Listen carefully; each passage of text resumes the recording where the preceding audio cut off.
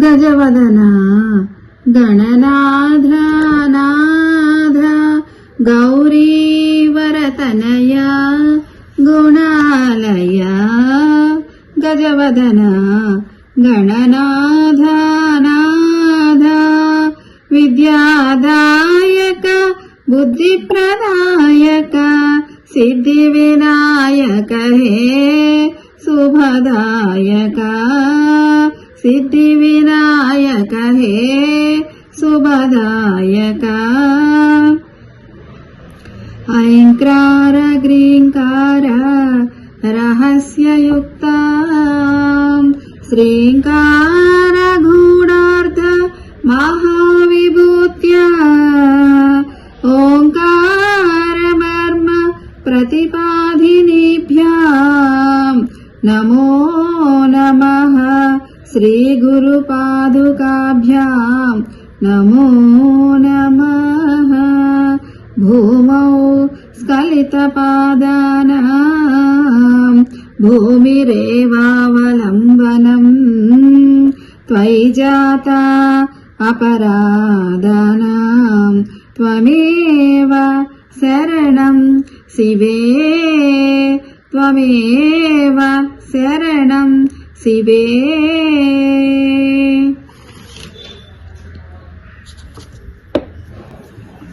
శివః శక్త్యా యుక్తో యది భవతి శక్తః ప్రభవితుం న చేదేవం దేవో న ఖలు కుశలః స్పందితుమపి అతస్త్వాం ఆరాధ్యాం హరిహర విరించాదిభిరపి ప్రణంతుం స్తోతుం వా కథమకృత పుణ్యః ప్రభవతి. శివః దగ్గర విసర్గాలు వస్తాయి, అందుకని చెప్పి హా అని పలుకోవాలి. హా రాసుకోండి ఇక్కడ. తర్వాత శక్త్య యుక్తో యది భవతి శక్తః, ఇక్కడ కూడా హా పలకాలి, ఇక్కడ కూడా హా పలకాలి. తర్వాత నచేదేవం దేవో, ఈ మూడు కలిపి చదవాలన్నమాట. మధ్యలో ఇలా ఒక గీత రాసుకోండి. నా ఖలు కుశలః, ఇక్కడ కూడా హా పలకాలి. స్పందితుమపి, ఇది పావత్తు, నీ కింద దావత్తు. స్పందితుమపి అతస్త్వాం, సున్నా వస్తుంది ఇక్కడ. అతస్త్వాం దగ్గర సున్నా పెట్టుకోండి. మా వచ్చింది కదా, మా దగ్గర ఆ పెట్టుకోవాలి. ఆ పెట్టుకుని ఆరాధ్యాం అని చదవాలి. అతస్త్వాం ఆరాధ్యాం హరిహర విరించాదిభిరపి. రాగానికి ఇలా పెట్టుకుంటే అర్థమవుతుంది. హరి కిందకి రావాలి, హర పైకి రావాలి. హరిహర విరించాదిభిరపి ప్రణంతుం స్తోతుం వా కథమకృత పుణ్యః ప్రభవతి. పుణ్యః ఇక్కడ కూడా హా పలకాలి. కథ, ఇది కడుపులో ఒత్తొచ్చింది కాబట్టి తా కింద పలకాలి. కథ కథ అని పలకాలి. ప్రణంతుం స్తోతుం వా కథమకృత పుణ్యః ప్రభవతి. ఈ శ్లోకం ఆనంద భైరవి రాగం అన్నమాట. చంద్రగ్రహణం రెమెడీ. ఇది ఇంపార్టెంట్. ఇది 108 చదివితే మంచిది. ఇంపార్టెంట్ అన్నమాట. ఇంపార్టెంట్ అని రాసుకోండి. ఈ శ్లోకం సకల కార్యసిద్ధికి, దీని ఫలితం ఏంటంటే సకల కార్యసిద్ధికి అని రాసుకోండి. ఇక్కడ రాసుకుంటే ఎప్పటికీ గుర్తుండిపోతుంది. ఒక్కొక్క అక్షరం నీట్ గా తప్పు లేకుండా చదివితేనే మనకు ఫలితం వస్తుంది అనమాట. చాలా జాగ్రత్తగా తప్పులు లేకుండా చూసి నేర్చుకోండి. లేట్ అయినా పర్వాలా, ఎంత కాలమైనా పర్వాలా. మీరు వారానికి ఒక్క శ్లోకం నేర్చుకున్నా పర్వాలా, తప్పు రాకూడదు. రాగరూపాన్ని నేర్చుకుంటే ఏమవుతుందంటే శ్లోక రూపాన చదువుకోవచ్చు, కానీ రాగరూపాన్ని నేర్చుకుంటే ఏంటంటే మన మైండ్ లో తొందరగా పడుతుంది. అది కాక రాగాల వల్ల కూడా మనకి బాడీకి మంచి జరుగుద్ది అనమాట. అందుకని రాగరూపాన్ని నేర్చుకుని బాగా వచ్చేసిన తర్వాత అప్పుడు మీరు శ్లోక రూపాన ప్రాక్టీస్ చేసుకోండి, తప్పులేదు. ఇదనమాట. ఇంకొక 2 సార్లు చెప్తాను ఇది. శివః శక్త్యా యుక్తో యది భవతి శక్తః ప్రభవితుం. శివః శక్త్యా యుక్తో యది భవతి శక్తః ప్రభవితుం. న చేదేవం దేవో న ఖలు కుశలః స్పందితుమపి. న చేదేవం దేవో న ఖలు కుశలః స్పందితుమపి. అతస్త్వాం ఆరాధ్యాం హరిహర విరించాదిభిరపి. అతస్త్వాం ఆరాధ్యాం హరిహర విరించాదిభిరపి. ప్రణంతుం స్తోతుం వా కథమకృత పుణ్యః ప్రభవతి. ప్రణంతుం స్తోతుం వా కథమకృత పుణ్యః ప్రభవతి. శివః శక్త్యా యుక్తో యది భవతి శక్తః ప్రభవితుం. న చేదేవం దేవో న ఖలు కుశలః స్పందితుమపి. అతస్త్వాం ఆరాధ్యాం హరిహర విరించాదిభిరపి. ప్రణంతుం స్తోతుం వా కథమకృత పుణ్యః ప్రభవతి. ఇలా మీరు ఒక అక్షరం ఇదో ఒక 5 సార్లు, ఇదొక 5 సార్లు, అలా ఒక్కొక్క వాక్యాన్ని 5 సార్లు చదువుకుంటూ అప్పుడు వస్తుంది. తర్వాత ఫుల్ శ్లోకం కింద చదువుకోవాలి. ఒక్కొక్క లైన్ ఒక్కొక్క లైన్ ఒక్కొక్క లైన్, ఒక లైన్ 10 సార్లు, ఒక లైన్ 10 సార్లు అలా చదువుకుంటే వస్తుంది. మైండ్ లో పడిపోద్ది అనమాట.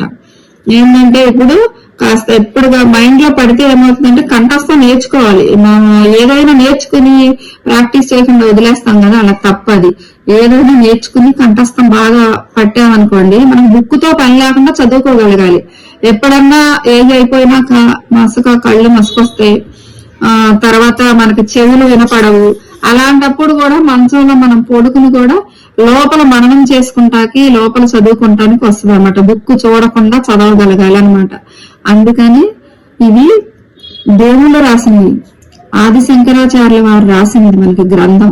మంత్రాలు ఇవి. మంత్రాలు మనం రాగరూపాన్ని నేర్చుకుంటున్నాం కానీ ఇవన్నీ మంత్రాలు అనమాట. ఇవి దేవుడు మనకి ఇచ్చిన వరాలన్నమాట. ఇవి చిన్న చూపు చూడకూడదు, తక్కువగా చేయకూడదు, ఎలా పడితే అలా నేర్చుకోకూడదు, తప్పు రాకుండా నేర్చుకోవాలి. మొదలు పెట్టినాక 100 వరకు కూడా కంప్లీట్ చేయాలి. 100 కూడా కంఠస్థం పట్టాలి. అన్నిటికీ సిద్ధమైతేనే నేర్చుకోవాలి. ఎందుకంటే ఇది దేవుడు అన్నమాట. దేవుణ్ణి మనం అపహాస్యం చేయకూడదు. మనం ఎలా నేర్చుకోవాలంటే ప్రాణం పెట్టి నేర్చుకోవాలి, అంత శ్రద్ధగా నేర్చుకోవాలి. ఇప్పుడు గుడికెళ్ళి పూజ చేస్తున్నాం కదా, ఇది కూడా పూజ లాంటిదే. మనం చదువుతున్నా కూడా పూజ లాంటిది. మనం పూజ ఎంత పవిత్రంగా చేస్తామో అంత పవిత్రంగా నేర్చుకోవాలన్నమాట. మనం జాయిన్ అయిపోతున్నాము ఏదో మాకు వచ్చేసింది అంటే కాదు. చాలా భక్తి శ్రద్ధలతో నేర్చుకుంటేనే మీకు ఫలితం అంత బాగా వస్తుంది. నేను చెప్తున్నా, మీకు ఏదన్నా పనులు అవ్వాలన్నా, ఇంకా అనుగ్రహం కావాలన్నా అంత శ్రద్ధగా చదువుకోవాలి. ఇది ఫస్ట్ శ్లోకం అయిపోయింది అనమాట. చెప్పాను కదా, ఇది చంద్రగ్రహణం రెమిడి ఆనంద భైరవి రాగం ఇంపార్టెంట్ శ్లోకం. సకల కార్యసిద్ధికి ఫలితం ఇది. తర్వాత సెకండ్ శ్లోకం. ధనీయాంసుం పాంసుం తవ చరణ పంకేరుహ భవం.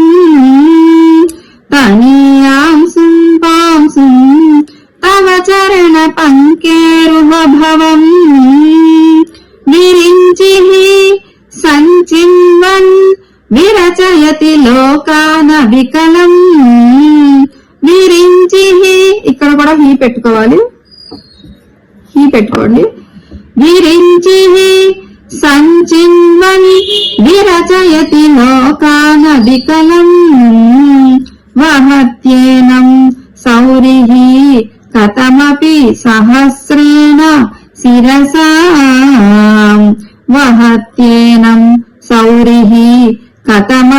సహస్రేణ శిరసా అరహ సంశుద్ధ్యైనం భజతి వసితో ధూళన విధిం అరహ సంశుద్ధ్యైనం భజతి వసితో ధూళన విధిం. ఇక్కడ కూడా విసర్గాలు వచ్చినాయి. అరహ హా అని చదువుకోవాలి, హా పెట్టుకోవాలి ఇక్కడ కూడా. అరహ సంశుద్ధ్యైనం భజతి వసితో ధూళన విధిం. ఇది వచ్చేసి మేఘరాగం అన్నమాట, సూర్యగ్రహణం రెమెడీ. ఇది ఈ ఫస్ట్ లో వచ్చే శ్లోకాలన్నీ గ్రహాల రెమెడీస్ అనమాట. ఇప్పుడు మనం గ్రహాలు రెమెడీల కోసం ఎక్కడికెక్కడికో వెళ్ళి గుళ్ళకి వెళ్ళి పూజలు చేస్తాం, అవసరం లేదు, ఇవి చదువుకుంటే చాలు. తర్వాత మేఘరాగం సూర్యగ్రహణం రెమెడీ రాసుకోండి ఇది కూడా. తర్వాత ఇది ఇంకో 2 సార్లు రిపీట్ చేస్తాను నేను. తనీయాంసుం పాంసుం తవ చరణ పంకేరుహ భవన్ విరించి సంచిన్వన్ విరచయతి లోకాన వికలం వహత్యేనం సౌరిః కథమపి సహస్రేణ శిరసా అరహ సంశుద్ధ్యైనం భజతి వసితో ధూళన విధిం. తనీయాంసుం పాంసుం తవ చరణ పంకేరుహ భవన్ విరించి సంచిన్వన్ విరచయతి లోకాన వికలం వహత్యేనం సౌరిః కథమపి సహస్రేణ శిరసా అరహ సంశుద్ధ్యైనం భజతి వసితో ధూళన విధిం. ఇదనమాట ఈ రోజు ఈ 2 శ్లోకాలు బాగా ప్రాక్టీస్ చేయండి.